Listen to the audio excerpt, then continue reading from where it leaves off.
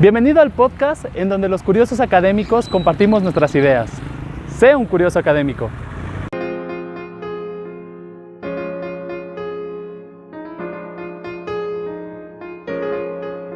Cuando un docente, digamos, promedio, nos dice que sus alumnos pues, no leen ni escriben y empieza a plantearse una serie de factores que tienen que ver con esta área de oportunidad, pues generalmente nos empiezan a hablar de los grados anteriores, del contexto cultural, del el internet, la televisión, la familia, ¿no? Pero bueno, pues sabemos que todos estos elementos de contexto sí tienen una influencia, pero no son determinantes. Digo, al final el docente es quien puede hacer la diferencia con los alumnos y pues justamente cuando el maestro dice, pues es que mis alumnos no leen ni escriben, pues de alguna forma ya está teniendo claro el diagnóstico y entonces ahora lo que procede es plantearnos, pues cuál es la tarea del promotor, es decir, cuál es la tarea del docente, ¿no? En ese sentido, pues la tarea del docente es pues enseñar a leer y escribir de manera lo más óptima posible y en las mejores condiciones, ¿no? Entonces, no es una tarea de los otros el que aprendan a leer y escribir o las habilidades lingüísticas, los alumnos, sino que pues justo es una tarea de la escuela y es una tarea de nosotros, o sea, nosotros somos los que tenemos que hacernos cargo de esto y en ese sentido, pues que el alumno no lea ni escriba, pues es toda una oportunidad para los docentes para que podamos eh, tener avances, ¿no? O sea, los chicos no vienen a la escuela sabiendo, sino vienen justamente a construir su aprendizaje. En ese sentido, pues hemos tenido algunos elementos que nos plantea la Secretaría de Educación Pública para el diagnóstico de la lectura y escritura. Y bueno, pues en años pasados tuvimos el CISAT, ¿no? El Sistema de Alerta Temprana para aplicar al inicio del ciclo escolar y después avanzado el ciclo para ver las posibilidades de avance en datos duros. Digo, no está mal, ¿no? Pero yo creo siempre que el plantearle al alumno que lea, no es que se trate de cada momento de probarlo y retarlo y a ver, ¿no? Sí es un reto cognitivo, pero no es ponerlo en situación de a ver si sabes, ¿no? Por ejemplo, incluso en estas pruebas como el CISAT, cuando se le da un texto al alumno para que lo lea en voz alta y a partir de eso el docente tome algunas notas sobre su desempeño en términos lectores, pues yo creo que hasta en ese momento al alumno le tenemos que prestar el texto antes, dejarlo que lo lea en silencio, darle la oportunidad de que él resuelva algunas dificultades que tiene con la lectura y después leernos en voz alta. Entonces yo creo que este es como un punto de partida en el aula. La idea es que antes de leer de alguna forma, pues hay que dejar que el alumno se familiarice con el texto que vamos a trabajar y permitirle que lea en silencio. Una vez que ha leído en silencio, es decir, que se ha enfrentado a sus propias posibilidades de lectura y que ha podido justo él mismo, con sus propias herramientas, resolver algunos problemas que tienen que ver con el ritmo o con la pronunciación o lectura de algunas palabras, pues entonces la idea es que el alumno nos lea en voz alta, ¿no? Y ahora que ha leído en voz alta o que está leyendo en voz alta, pues tenemos que hacer un pacto con el grupo y nosotros también tener claro ese pacto de, de no corregirle la lectura. O sea, si el chico se tropieza demasiado, si cambia palabras, si silabea, si no respeta los signos de puntuación, etcétera, etcétera. O sea, hay que dejarlo que lea a su ritmo y con sus propios conocimientos previos. Si lo empezamos a corregir en el momento que está leyendo, Es lo mismo o muy parecido a lo que pasa con darle texto sin que lo haya leído antes y entonces ahora léelo en voz alta, ¿no? Es enfrentarlo así de pronto. Entonces, no corregirlo, dejarlo. En todo caso, uno siente en ese ritmo de sí, a lo mejor nosotros le ayudamos modelar. Ah, ok. Y entonces él pronuncia, pero cuando sentimos, es un problema de percepción. Si sentimos que el chico en ese momento nos está pidiendo ayuda y es oportuno ayudarlo, si no, dejarlo que lea, que termine su lectura en sus propias posibilidades y después, ¿qué es lo que tiene que hacer el promotor? Modelar. O sea, no corregir, sino modelar. Mostrar un modelo de lectura. ¿Y cuál es ese modelo de lectura? Pues la lectura del promotor, que se supone que es un lector eh, ya más avanzado, con mayores posibilidades, que conoce las palabras, que sabe dónde cortar, etcétera, etcétera. Entonces, en ese sentido, después viene modelar la lectura y en ese momento, o sea, el chico ya le ha dado como tres repasos al texto y en ese momento en que el docente está modelando la lectura, pues el mismo chico se da cuenta de sus propias dificultades que tuvo al leer y eso le da posibilidades a corregirse él mismo y no ser corregido desde fuera, digamos, ¿no? Entonces, digamos, estos momentos del silencio, la voz alta y el modelaje de la lectura, pues tiene que ver también con trabajos de la lectura individual, ¿no? Y de la lectura en equipos. Generalmente, pues en esta parte del diagnóstico, el maestro sabe cuáles son los diferentes ritmos de lectura o aprendizaje de cada uno de los chicos, y entonces siempre es muy bueno trabajar en binas, ¿no? Trabajar en binas la lectura, tener los textos suficientes. Algo que es fundamental en el aula es tener los textos suficientes para que todos puedan posar su mirada en el texto y puedan escuchar la lectura del otro, ya sea del alumno que está leyendo en voz alta y el mismo resto del grupo se está dando cuenta de sus dificultades, y de la lectura modelada del docente, donde se da cuenta el alumno que no era este paso, sino pasó, ¿no? Y que ahí había un problema de acentuación a la hora de leer, y entonces esto también te plantea un problema de comprensión. Entonces, cuando el otro le da otro tipo de lectura, entonces tú vas, ah, claro, vas entendiendo más en este modelaje de la lectura sin estarles diciendo que así no, que está mal, que de cómo no has aprendido tantos años, o no, no, o sea, con toda la naturalidad ir planteando este modelaje de la lectura y esto que se va ejemplificando en el aula y que lo va promoviendo el docente, pues permite que se haga en el trabajo en Vinas, ¿no? Y esta idea de leer en casa no tiene que ver con dejarle la responsabilidad a los papás y después decir que pues es que pues les di el libro y les dije que leyeran y nunca los leyeron y sus papás no los ponen a leer y cosas de este tipo. Pues nosotros sabemos, digamos, las dificultades reales estructurales de las familias, la necesidad de trabajar, digamos, el poco tiempo que pueden dedicar de calidad a los hijos y las necesidades que tienen de descanso y todas las tareas del hogar y demás de las familias. Digo, no todos son hijos de profesionistas universitarios, de salarios altos y horarios acortados, ¿no? Entonces, en ese sentido, nosotros como docentes no podemos dejarle la responsabilidad de la lectura a los papás, ¿no? Y entonces esto es también otra parte del diagnóstico. El docente dice, pues es que les digo que lean en su casa y que les digo, pues reúno a los papás y a las mamás y les digo, y no los ponen a leer. Bueno, pues eso ya lo sabemos, pues ¿por qué lo seguimos proponiendo, ¿no? O sea, si ya sabemos que eso no funciona, ¿qué es lo que tenemos que hacer? Pues leer en el aula, ¿no?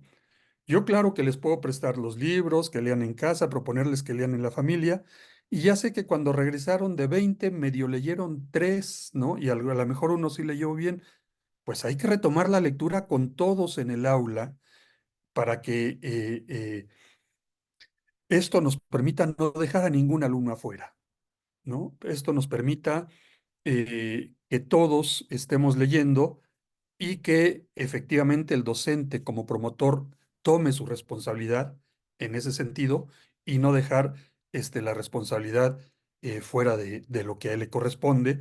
Y entonces pues siempre seguiremos quejándonos de que no leen o que no escriben. Pues es que el que yo diga que mis alumnos no leen, en el fondo lo que estoy diciendo que yo soy parte de ese problema porque no los estoy enseñando a leer, ¿no?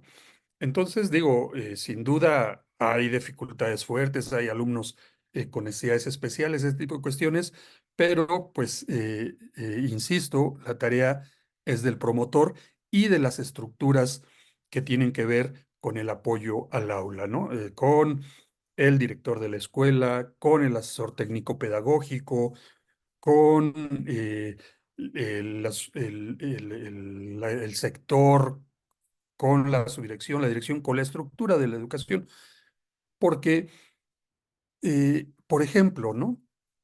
En el caso de la nueva escuela mexicana se plantea que no dejemos ningún alumno afuera, no dejemos ningún alumno atrás, y después de pronto a las autoridades se les ocurre hacer un concurso X, y en el concurso pues trabajamos con uno o dos alumnos, y trabajamos con los mejores alumnos, y dejamos sin apoyo a los alumnos rezagados.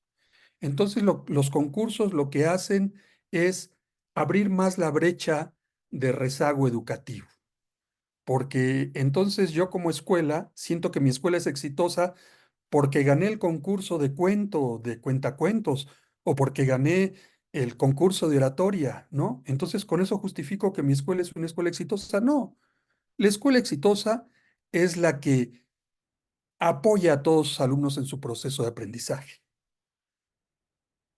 Digo, yo he sido maestro de aula durante muchos años y me tocó preparar alumnos para concurso y pues lo que algunos llegaban, oiga, maestro, espérate, pues no ves que estoy trabajando con tu compañero, no ves que ya tenemos el concurso dentro de X tiempo y no ves que él nos va a representar.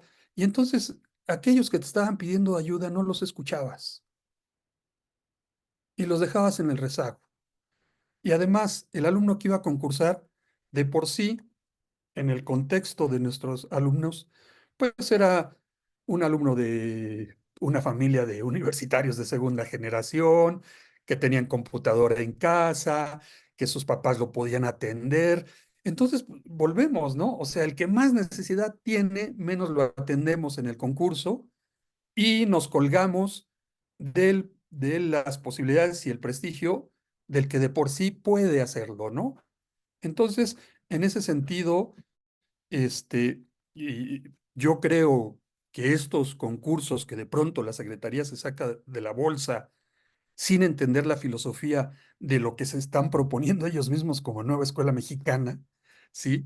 Hace que el rezago se haga más grande en el aula, ¿no? Entonces, en ese sentido, el maestro tiene que oír leer a todos, apoyar en la lectura a todos, ¿no? Porque pues justo es más fácil poner al que lee mejor y al que lee siempre y al que participa siempre y a los otros pues los dejamos fuera del escenario. O sea,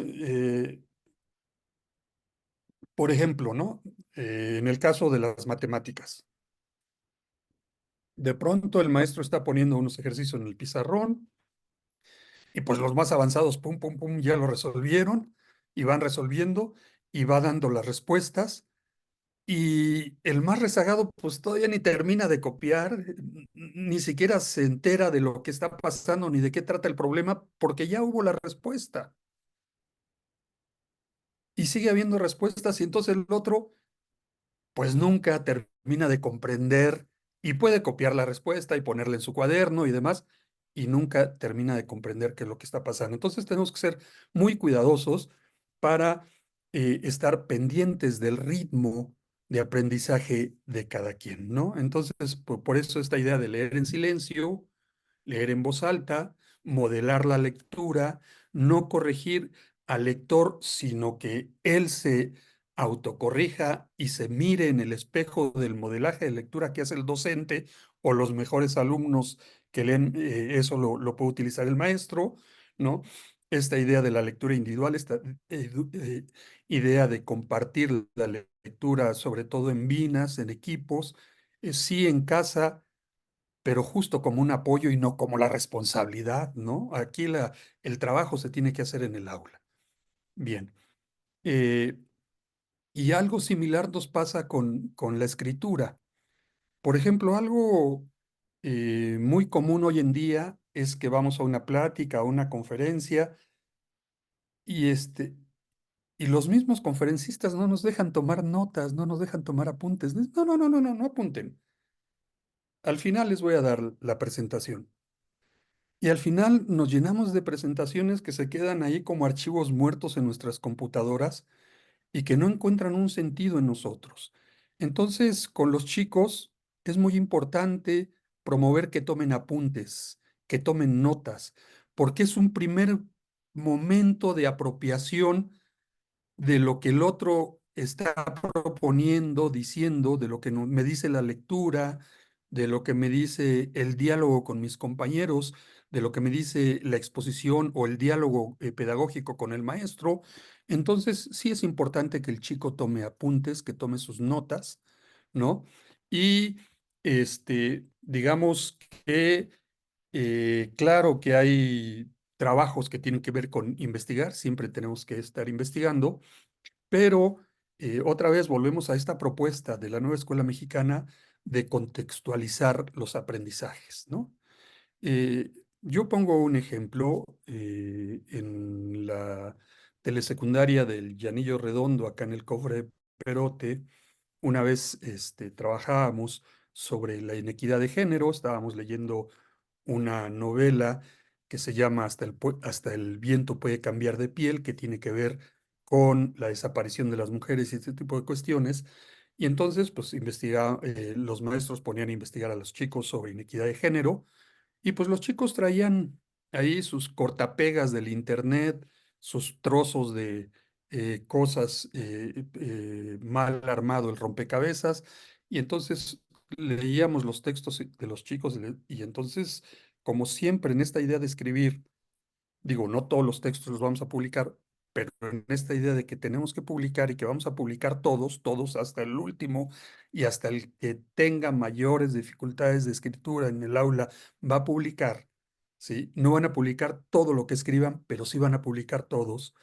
Entonces, en esta idea de la investigación sobre la inequidad de género, que estaba ligada a algo que nos planteaba la novela que estábamos leyendo, este, la pregunta para reflexionar de los chicos era: ¿ustedes creen que a alguien les interesa leer esto que están leyendo ustedes en voz alta? ¿A alguien más le interesa leer esto que estamos escribiendo? Y los chavos dudaban y decían, pues no, no, claro que no. Cualquiera prefiere leer ese texto coherente en internet al que ustedes le copiaron que esto que ustedes están diciendo, porque están repitiendo y mal repitiendo, copiando y mal copiando. Entonces, ¿de qué se trata? De entender un poquito simplemente qué significa la inequidad de género, y entonces ahora pensar en cómo se expresa la inequidad de género en mi casa, en la escuela, en la comunidad, y cuando tú escribas algo sobre eso que sucede en tu casa, eso no lo va a encontrar nadie en internet más que en tu escritura. Y entonces, al ser lo que tú dices, a la gente le va a interesar, a alguien le interesa leer. Y entonces los chicos empezaron a leer, a escribir, y yo recuerdo una frase pues interesante, fuerte, de una de las niñas que escribía: en la comunidad del Llanillo Redondo, la inequidad de género se expresa cuando vamos a la recolección de la papa, porque a los niños les pagan más que a las niñas. O sea, la chica comprendió el concepto, lo está aplicando y está recuperando su propia realidad. Y entonces, cuando se dan cuenta los chicos que la escritura les sirve no para cortar y pegar cosas que no les dicen nada, sino para expresar su propia realidad, estamos promoviendo la escritura, ¿no? Entonces, por supuesto que tiene que ver con los apuntes que tomamos en este diálogo pedagógico que establece el docente para plantear las consignas y para plantear ideas por donde podemos construir y escribir, ¿no? Con esta idea de investigar alguna temática, con esta idea de leer, pero sobre todo, insisto, con el diálogo pedagógico y la contextualización. Entonces, eh, el docente lo que tiene que estar haciendo siempre es proponer, ¿no?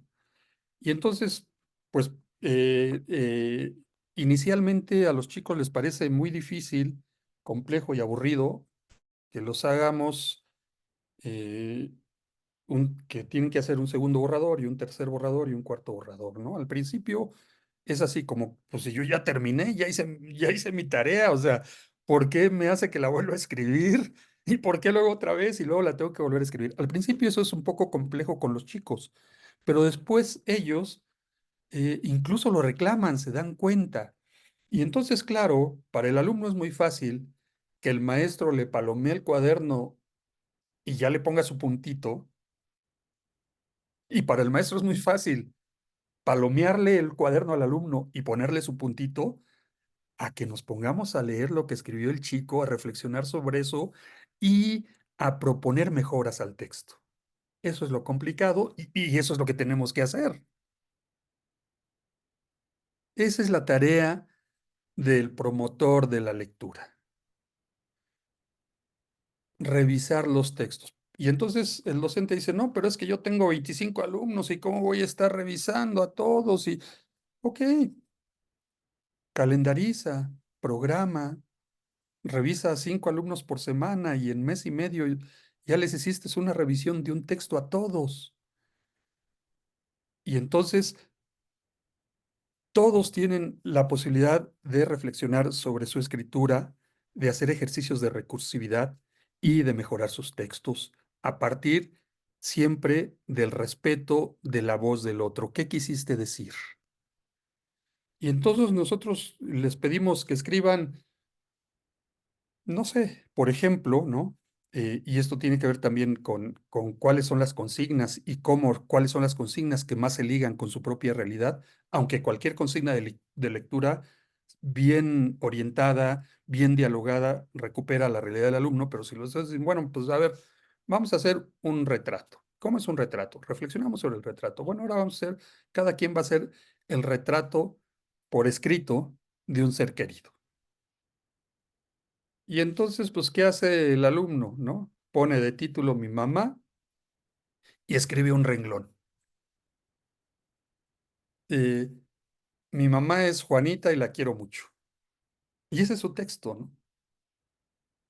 Y va a ser difícil que pase de ese renglón si no hay un diálogo pedagógico. A ver, ¿cómo se llama tu mamá? Juanita. Ok, pero ¿cómo se apellida? Ah, Juanita Pérez Hernández. Ok, mi mamá se llama Juanita Pérez Hernández. ¿Y por qué se apellida Pérez Hernández? Ah, bueno, porque mi abuelo paterno es fulanito y la abuela, materno, perdón, es fulanito y la abuela es sutanita y los dos viven aquí en la comunidad. Ok, entonces es Hernández por mi abuelo y es Pérez o por mi papá o por mi mamá, etcétera, etcétera. Ah, bien. Y la quieres mucho. ¿Pero por qué la quieres mucho? Bueno, pues porque la quiero. Sí, pero ¿qué hace? ¿Qué hace que la quieras? No, pues porque es mi mamá. Sí, pero ¿qué más hace? Ah, bueno, me cuida, me da de comer, está al pendiente de mi salud. Ah, pues eso vamos a ir escribiendo, ¿no? Y entonces hay alumnos que tienen incluso dificultades de escritura. Entonces, pues lo que podemos ir haciendo es que el alumno nos dicte, pues, a ver, ordena tu pensamiento. Y entonces vamos escribiendo oración por oración y vamos definiendo qué es oración. Y pongamos qué es oración en un papelógrafo en el salón, ¿no? Oración es una idea completa que se entiende, ¿no? Que donde se habla de alguien y se dice algo de ese alguien. Por ejemplo, el perro come galletas. Y entonces por ahí esos papelógrafos pueden aumentar en las paredes con ciertas ideas básicas de la escritura, con lo que tiene que ver con lo que es el sujeto, con lo que es un verbo, con lo que es el predicado, ¿no? Este tipo de cuestiones.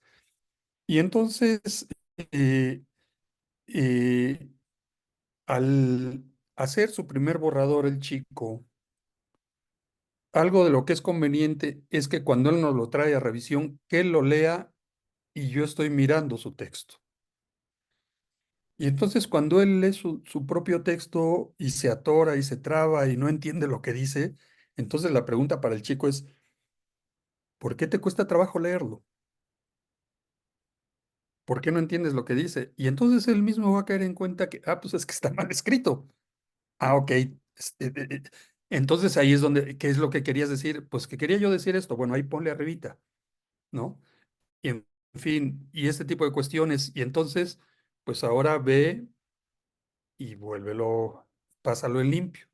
O pasa un segundo borrador, regresa y ok, pero ahora vamos a seguir dialogando porque el texto nada más tiene dos renglones, ¿no? Y de pronto, bueno, pues a lo mejor se hace un párrafo de cuatro renglones con su título y el nombre del autor, pero que se van volviendo textos consolidados y textos de los que el chico se siente orgulloso y siente que los puede mostrar. Es decir, ya no va a tener pena y no va a andar escondiendo su cuaderno y cuestiones de ese tipo, sino que a partir de la recursividad, a partir de las propuestas de mejora que hace el docente o el promotor, a partir de recuperar el contexto, es lo que le va a dar tema a escritura.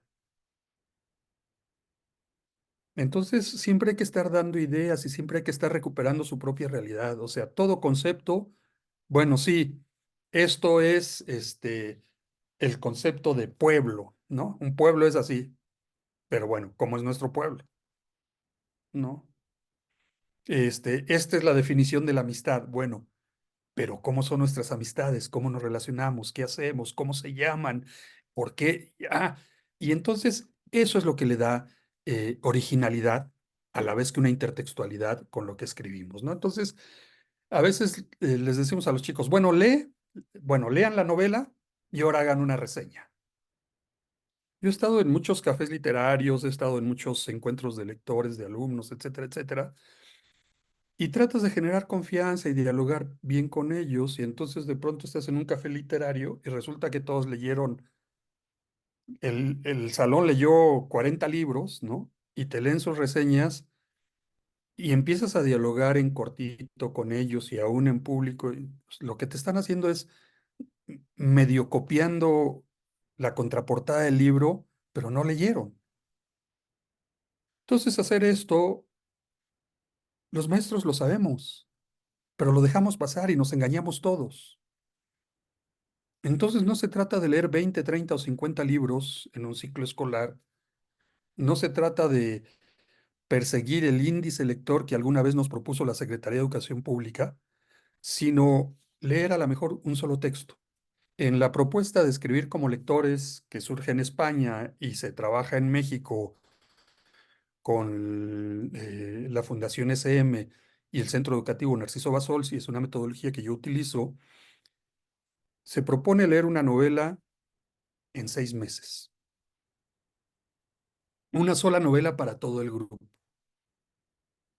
Y entonces vamos dialogando desde la portada, desde la contraportada, desde el título, desde abrir el libro en cualquier parte y leer un párrafo y entonces empezar a construir hipótesis a partir de ese párrafo, de ir leyendo poco a poco y ir viendo qué temas saltan e ir investigando sobre esos temas, ¿no? O sea, por ejemplo, este año estamos leyendo Perro Moscovita de Alexandra Campos Hanum, ¿no? Y entonces, pues los chicos empiezan a investigar sobre perros, pero entonces empiezan a investigar sobre perros y hacemos un papelógrafo con razas de perros y fichas de las razas de perros y les dices, pues eso está muy bien, pero volteemos a ver nuestros perros.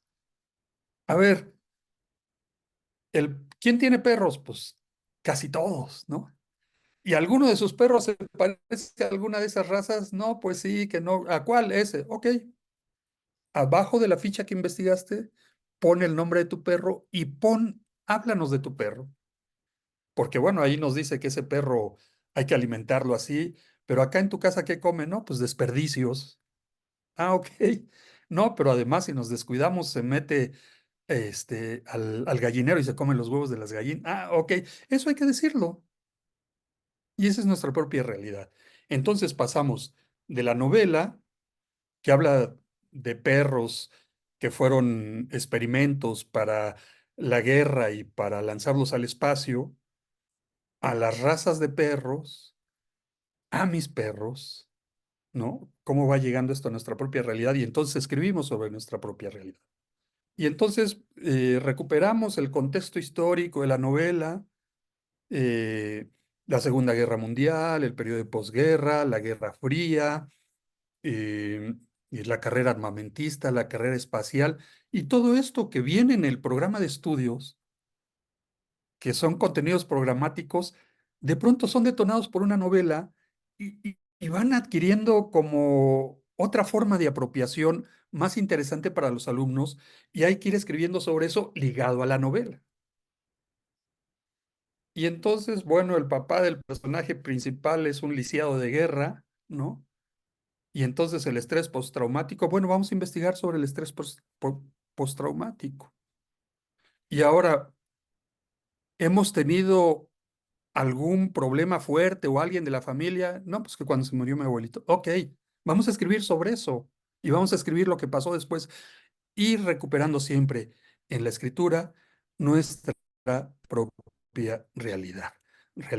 Y entonces, incluso lo que tiene que quedar claro es que soy promotor de escritura, no inhibidor de escritura. ¿Esto qué quiere decir? Todo el tiempo estar animando al chico de la importancia de lo que está escribiendo y cómo mejorarlo y cómo hacer que él se sienta orgulloso de su texto, porque si él escribe bien, yo como maestro voy a sentir también orgulloso de tu texto, y tu papá y tus papás se van a sentir, tu familia se va a sentir orgullosa de tu texto. No va a ser la escuela que manda a llamar a tu mamá para decirle que, mire, este chamaco que no sabe escribir y que es un burro y no sabe nada y ustedes no lo ayudan, y entonces, no, no, miren quién escribe el alumno. Pero claro, escribe bien porque lo estoy acompañando, porque estoy cuidando su proceso. Entonces, cuando yo presumo que mis alumnos escriben bien sin decirlo, en el fondo estoy presumiendo de mi trabajo. Es mi trabajo el que está hablando ahí. Entonces, eh, es importante inicialmente promover y no inhibir. ¿Qué quiere decir promover o no inhibir? Por ejemplo, vamos a escribir un poema. Ok, ¿a qué le voy a escribir un poema? Pues vamos viendo la consigna, vamos viendo sobre qué podemos escribir. Pues igual un poema a mi perro. Ok, vamos a escribirle el poema al perro, ¿no? Y pues, ¿cómo va? Los chicos identifican ya la diferencia entre un texto narrativo y un texto poético. Y entonces, pues eventualmente le ponen rima o no le ponen rima o hacen cosas de ese tipo y demás. Si yo, antes de que escriban el poema, les digo, pero tiene que tener rima, y tiene que tener rima consonante, y tiene que tener metáforas, y tiene que tener esto, y tiene que tener lo otro, entonces yo voy aplastando al escritor, porque es un escritor incipiente. Y entonces el chico me dice, maestro, ¿pero cómo le escribo? Como tú quieras. Pero, ¿debe tener rima? Bueno, si tiene rima está bien, pero si no, no pasa nada. Y entonces, y claro, entonces cuando él se da cuenta que en el fondo hacer un poema tiene que ver con expresar sus sentimientos, con mostrarle al otro su yo interno, ah, eso es promover la escritura. Esto no quiere decir que después, como tema de reflexión, no veamos las figuras retóricas, no veamos, digamos, pues diferentes necesidades técnicas del texto poético. Es más, incluso al lanzar la consigna, si tú le pides al alumno que haga una cosa y él se pone a hacer otra, pero está escribiendo, yo como promotor le digo, bueno, mira, no fue eso lo que pedimos, pero está bien lo que estás haciendo, síguelo haciendo, porque me interesa promover la escritura, no que hagan lo que yo les estoy diciendo. y entonces de pronto no se sintió cómodo con la consigna o no la interpretó bien, pues no le voy a decir que, pues, oye, ¿estás mal? No, no, no estás mal. O sea, la propuesta fue esta y tú estás haciendo otra cosa, pero está bien. Si lo que estás haciendo es escribir, está bien. Continúa, síguele. Porque entonces cuando los chicos toman su propio ritmo, pues les cortamos no, no, no, no. Porque yo te dije que tienes que hacer esto. Y a ver dónde está la rima. Esto no rima,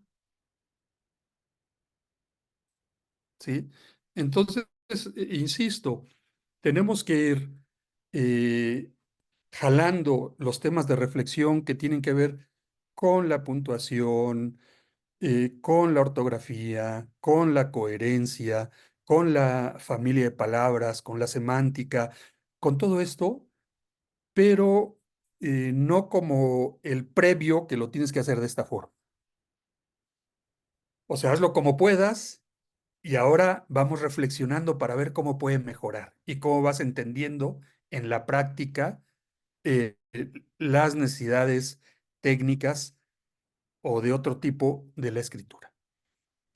Y bueno, siempre es importante que nos planteemos la posibilidad de publicar lo que escribimos y lo podemos tener nuestro Facebook, ¿verdad? E ir publicando semanalmente un texto de 2 o 3 alumnos y así durante el año vamos a ir publicando varios alumnos y entonces para publicar, pues obviamente tenemos que hacer un trabajo de edición y los chicos tienen que aprender a hacer este trabajo de edición, ¿no?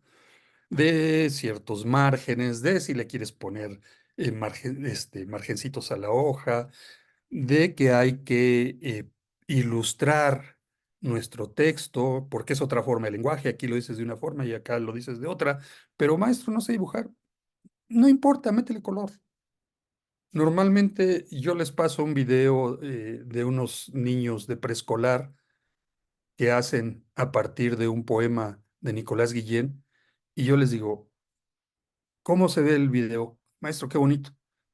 ¿Los niños saben dibujar? No, no saben dibujar, hacen puros rayones y esto. Ok, ellos no se detuvieron a pensar si sabían dibujar o no. Entonces eso es lo que tenemos que hacer nosotros.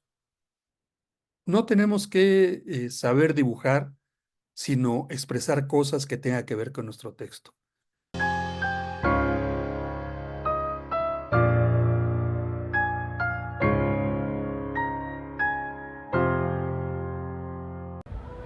EduComplexus, tu guía de aprendizaje.